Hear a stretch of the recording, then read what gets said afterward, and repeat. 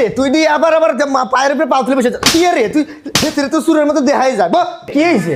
আসলে আমাদের এলাকায় চুর বাইরা গেছে। তুই বাইরে গেছে দুইটা চুর ধরা পড়ছে। কোন জায়গায়? এই জায়গায় এই যে একটা চুর পিলকু আর এই যে মাকিং। কি রে তুই দি আবার পায়ের উপরে পাও তুলে বসে কি রে তুই ভেতরে তো সুরের মতো দেখাই যায় বিয়া দবজানি করার কাজ কি রে কি করছিস? সুরের মতো মারলাম রে, সুরের মতো তো দেখা যায় এতে রে ক। আসলে মেম্বার সাহেব ওরা ডাব চুরি করছে এলাকায়। আয় হায় রে হেতরে তো ডাব চুরি নিয়ে তুই চেয়ারম্যানের বাড়িতে সমাবেশ বসাইছ তোর।